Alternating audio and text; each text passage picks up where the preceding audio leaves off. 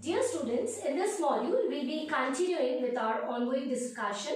This is the part 2 which we are talking about the taxonomy systematics, and now we need to concentrate on taxonomical hierarchy. So now when I use the term taxonomical hierarchy, so taxon, that is the category or the unit of classification. So when I use the term taxon, so that's the category, or I can also refer it to as the level of classification. And now when I use the term hierarchy, so when I use the term hierarchy, so then in that case hierarchy means there's an order, right? So when I talk about the term hierarchy, so that refers to an order of classification. And now when we talk about this taxonomical hierarchy, so it means that placing the organisms at different level, or there are different zones or category in which the organisms are placed. Now the hierarchy or the order of classification, it can be given as with the kingdom at the top, so it's going to be the kingdom. Then later to it will be having the phylum. In case of plants, we'll use the term that is division for classification. So kingdom, phylum, class, and then we've got order, family, genus and species. So we'll be having the term that is, we'll be using family, then we've got genus, and later to it we've got the species. So we can take it either wise. So then in that case it could be from the kingdom, that's the highest order, to the species, or it could be vice versa from the species to the kingdom. Now when we talk about species, so that's the lowest rank in the taxonomical hierarchy, and this is the highest rank. So here it comprises of maximum organisms. So if I talk about kingdom, so it includes maximum organisms, and they have got minimum similarities between them. So there are, because there are many n number of organisms, so then in that case they'll have less number of similarities. Now when I talk about species, so here it will, in comparison to the kingdom and the other unit of classification, so it has got minimum organisms as such, and they have those organisms, they've got maximum similarities between them. So that's the lowest order, so that's the lowest order of classification. So now when we talk about, like for example, what do you understand by this, that maximum organism? So when I talk about kingdom, according to Robert H. Whittaker, there is R. H. Whittaker, he had classified organisms which are present on this earth into 5 kingdoms. There is Monera, Protista, Fungi, Plantae and Animalia. And all these millions of species which are present on this planet Earth, they'll be classified into these 5 different kingdoms. That means they'll be included either in Monera, Protista, Fungi, Plantae and Animalia, depending upon the characters which they exhibit. So now when we talk about these species, now there are varied species, like when we talk about the organisms belonging to the genus Panthera. So we have got Panthera leo, that's for lion, Panthera tigris, that's for tiger, Panthera pardus, that's for the leopard, right? So we are having so many different varied species in a particular genus.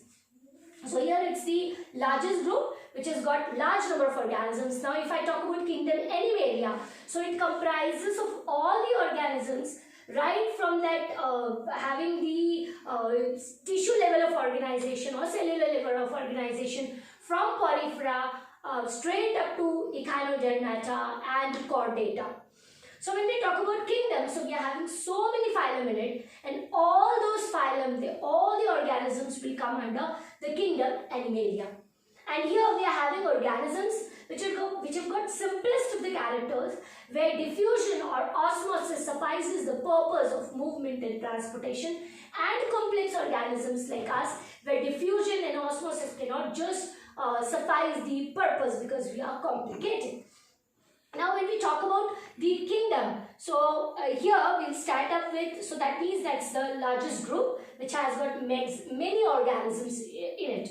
Like when we talk about species, so firstly we'll go lower the order from species to genus, family, order, class, phylum, and then finally kingdom. So I've explained that the kingdom, there are basic 5 kingdoms: Monera, Protista, Fungi, Plantae and Animalia. Now if I talk about, we'll start up with species. Now when I'm talking about species, so species, that's the lowest rank.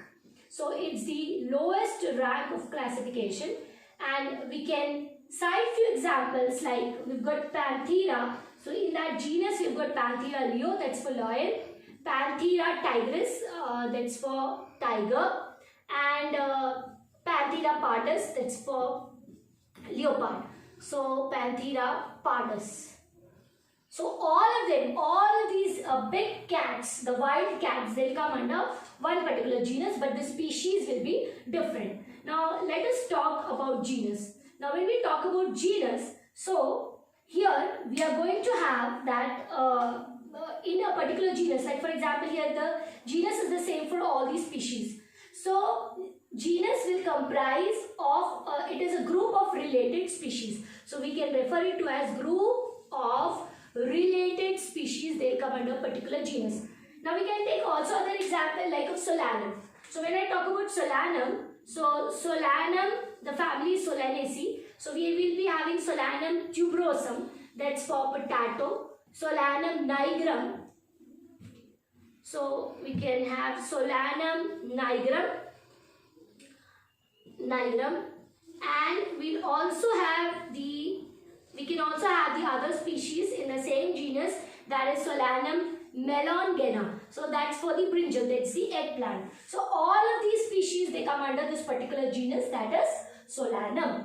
Similarly, moving on to genus, after genus we have got species, genus, then we have got the other group, that is the, after this we'll be having kingdom, phylum, class, order, family. So we'll be having family. The next one is the family. So now when I talk about family, so here we'll take the example of Panthera. So Panthera leo, tigris or pardus, they come under the wild cat family. So we can, they are included in the family which is referred to as Felidae. So Felidae, that's the cat family.